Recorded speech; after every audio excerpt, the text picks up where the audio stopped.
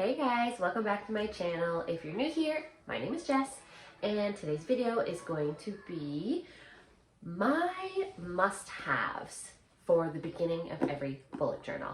Now, this is technically my first bullet journal, but I thought long and hard about what I wanted in this journal, and although I think it might adjust slightly as I get into it more and do newer ones, and after I fill this one out, it might adjust slightly, but the concepts and everything will remain the same. So I won't spend too much time yammering like I normally do at the beginning of videos. This time we will get right into it. This is the Scribbles That Matter notebook. It is 160 GSM A5 notebook. So it is a very, very thick pages. It's a lovely notebook. It's dotted. So let's get into it. So let's get into it. So the first couple pages are just the index, but this is my first official page 1 of the bullet journal. Now, you guys, if you watched the I Got a Bullet Journal video, this is the page that we worked on. It is the future log. So it's just a quick view of everything that I have going on in the next 6 months. Obviously, as you can see, we have a lot of birthdays going on, quite a few holidays, Thanksgiving, Halloween, Christmas, New Year's, Valentine's Day, St. Patrick's Day, all happen within this 6-month period. So it's nice to just have a quick glance, see what's coming up in the month. Okay, so I won't spend too long on it, but this was the one that I was like, ooh, I'm going to put all this stuff into it. And then I think I did it too much. I want a more simplistic version. So you'll see as we go along, things get a little simpler and more focused, because that is my word. I think going forward for the next few months, I want to be focused. So instead of looking pretty, it's going to be functional. So that's page 1 and 2, this spread. Page 3 and 4 is my short and long-term goals. Now, I only did 1, 2, and 3 years because I have a lot of things that I want to do in the next couple of years to really start setting our lives up the way we want it. And I don't want to take 10 years to do that. So I did personal goals, so just specific to me.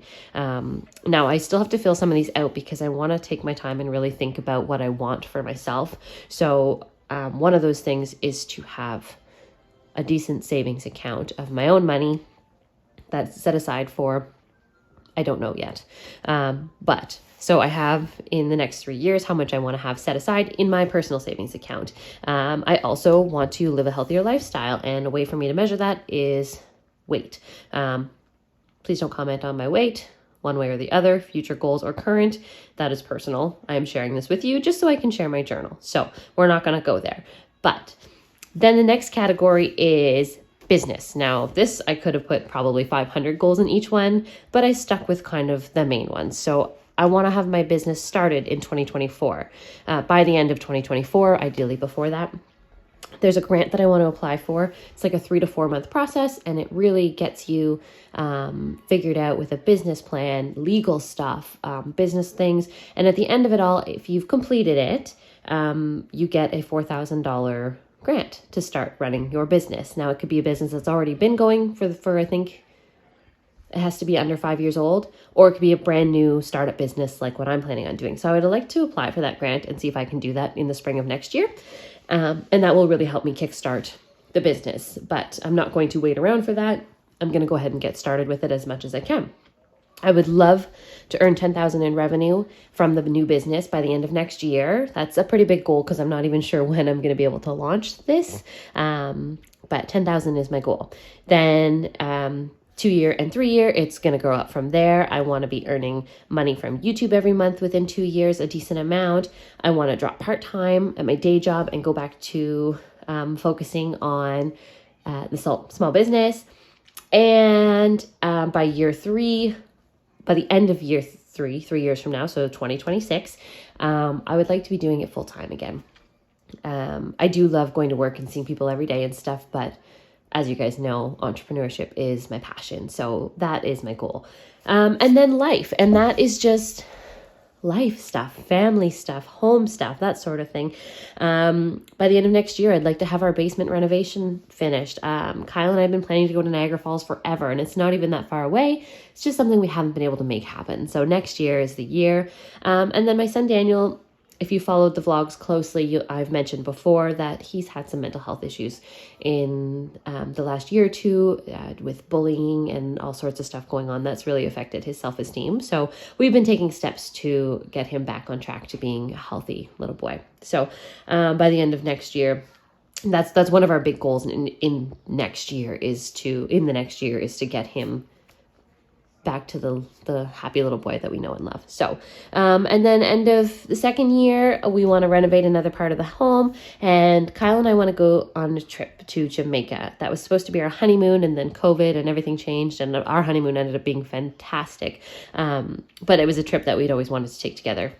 I know Jamaica is whatever, you love it, you hate it, whatever, but that's where we always said we wanted to go. So that's where we're going to go. And this one is actually January of 2026, but it's by the end of the year, whatever, we're gonna have a plan for them.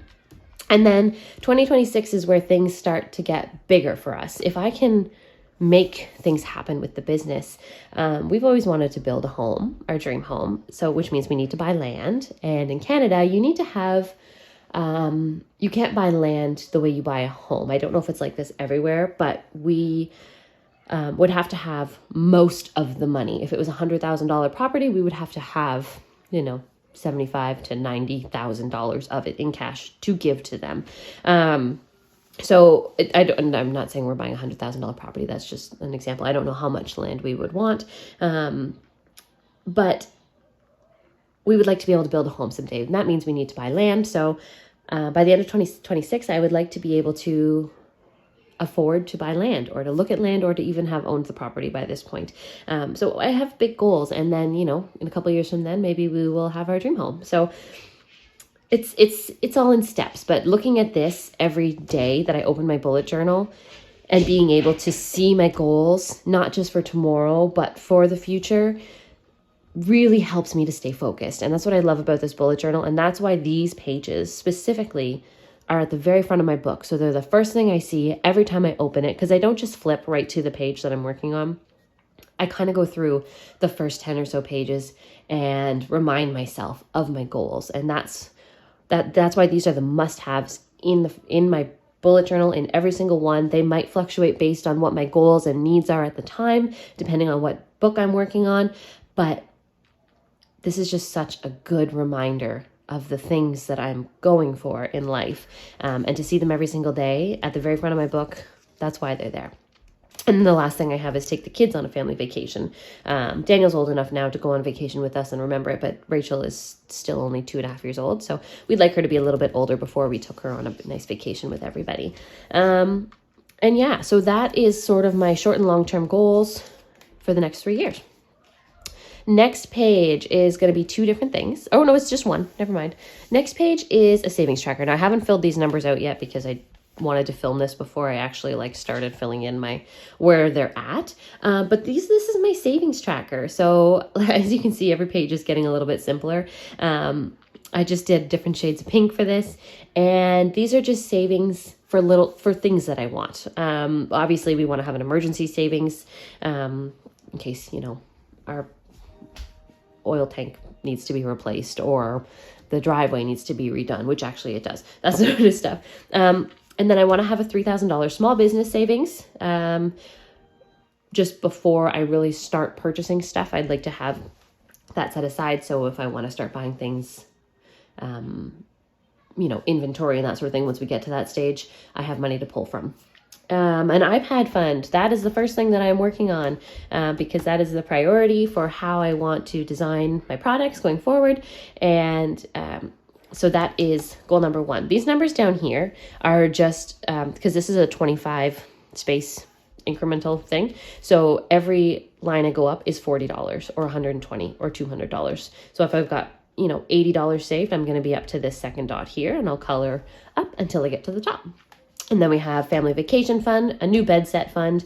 They're expensive, really expensive. We need a new mattress and we want a new whole bed set with matching stuff. Anyways, expensive.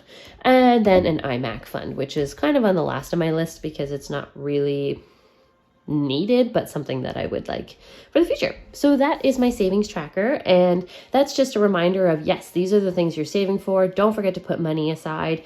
And then the, little bit of a boost you get when you see, how close you're getting to your goals, whatever they are. So I like to see it on paper. Every time I have a goal, I always do some sort of tracker. It's usually thermometer style because I like the look of it. But yeah, so that's that page. Then this is the page where now these next couple pages get into, there's one like per page as opposed to a full spread. So like I said, we want to go to Jamaica. So this one I just had a lot of fun with, and I've broken our trip down into 10 steps. Now I didn't mean to color these in. I got carried away. I was supposed to color them in as I reached each step towards it. I've broken down the total of what our trip will cost and divided it by 10. And then so each one would get us to there.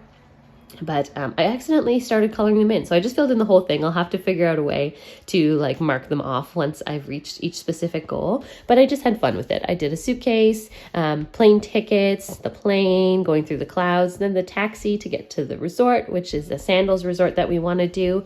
And then the setting sun is our projected date for our goal. To go on our trip. So I had a lot of fun designing this page. It really didn't even take me that long. It was just something that was, again, a reminder for me to stay focused on the things that we want that aren't just living day to day, paying bills, going to work, taking the kids to school, doing sporting stuff. Like all that stuff is great, but it's really nice to look at something like this and be excited for it and be prepared for it and to plan for it. And I'm a big planner, so I'm right into that. Okay, now this one's kind of boring. There's literally no color except the little pink heart I put in the corner. And this is just stuff for our home because as fun as all of this is, reality is a thing. We can't just live in, daydream world all the time.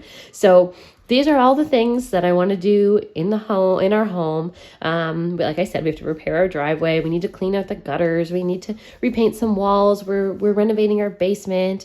Fall cleaning. I want to get some new closet storage solutions, blah, blah, blah. So these are all the things we need to do. These are all the rooms. And then this is the priority list. So priority 1 is to do immediately or as soon as possible. We had something happen. I don't know if an animal or something ran into the bottom of our gazebo and knocked out a few boards. So that needs to be fixed before winter comes, which is soon. And then we have a few dead trees around the property that we want to take down before winter takes them down for us because we don't want them to land on our sheds. And then each one is blocked off. And then you can see we are digging a trench in our backyard just to help with some water issues for the basement. And so that's already been started. And so I've marked it as started. And then we've got partially complete and complete. So that's just what this is about. And it's just a visual way for us to see how we're progressing through the home repairs that need to be done. It's never ending. This list will just go on and on and on forever. So I will likely be transferring this over to every new bullet journal that I do. And I anticipate that a bullet journal will last me about 6 months. So in 6 months from now, some of these will be done, some of them will not, and other ones will be added. So yeah, so that's that. Nice and simple, but it's functional, it's effective, and it lets me look and see where everything is at. Now this one is another fun one. This is my book list. So I seen this on Pinterest and I loved it. So I did it myself. I did my own version of it, and I've categorized them. And so this is again for 6 months. So books that I want to read. So small business books, because I have lots of those that I want to read. For fun, which is just, I love Stephen King. I love Margaret Atwood. I love, Mary Higgins Clark. I like lots of different books. And so that is that category, and then self-help books. So I don't read a whole lot of self-help books. I listen to a lot of podcasts, but I put them down here anyways because I do read a few. Now, I don't expect to fill this, but every time I do complete a book, I'll write the title and I'll color in the book, and then we'll see how far we get at the end of 6 months. So yeah, I really like this page. I know it's really simple, and then I'll put the books in bright colors because everything else has been fairly colorful so far. Okay, and then I think this is the last page. Yes, it is. This is the last page and it's page 10. So I've got 10 full pages of must-haves at the beginning. of every bullet journal. Now this is my YouTube stats, and you know, save the best for last. So I haven't filled anything out yet because we're not at the end of October, except for where I'm at so far, which is not very far. But videos made, number of views, watch time hours, number of subscribers, and then any notes should I have them for each month. And now this is just a quick overview. If I've only posted 2 videos in October and these are down compared to the rest of the months, well, that makes sense, right? And it helps me to just keep track of where I'm going. Monetization tracker, like I said, I'm very visual. I love to see, this is just another version of the thermometer. And I've got 1, 2, 3, and 4,000 for watch time. And I'm very, very low on this scale. And then subscribers is the same thing. I'm almost to 100 subscribers now.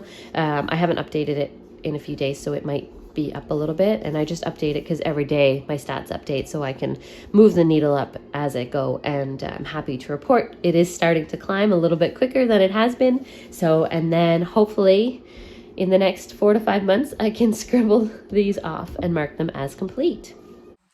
So that is it, guys. That is my must-have pages at the front of every bullet journal. Now, I'm sure everyone's is a little bit different. I looked for motivation on Pinterest, on YouTube, and then I looked at my own goals and what I wanted to do. And, you know, reading is really important to me, and it's something that I've gotten out of. So that's why I put, you know, a book list back in there. Obviously, I want to keep track of the things that I want going forward. So I've got my short and long-term goals. I've got my YouTube stats page. I've got, I don't know, what else do I have in here? My Jamaica trip that I want to go on. I've got my savings tracker. And then I've got, at the very beginning, the future log, which is just a quick overview, like I said, of the next 6 months. And I'll add things to it if I need to, but it's not a, it's a very high overview of what's happening, the big things that are happening. So I really hope you guys like this video, and hopefully you got some inspiration for what to put in your next bullet journal. And if you think that there's anything big that I missed, let me know, because there's loads of room in these books. I can add lots more to it. And then the rest of the journal is just going to be weekly spreads and you know, content planning and that sort of thing. I do have a section right after the YouTube page that I just showed you. That's all about, it's just a small business brain dump, and I have like 5 or 6 pages dedicated to just, when I think of something, I write it down in these pages. They're just blank pages, there's nothing fancy about it, and it's just a way for me to write things down and not forget if I have plans or ideas for the small business. So stay tuned for that. One of the very next videos coming up, one of the next couple, will be the start of some actual stuff for the small business. So I'm very, very excited about that. I will be hopefully filming that starting today and over the next little bit.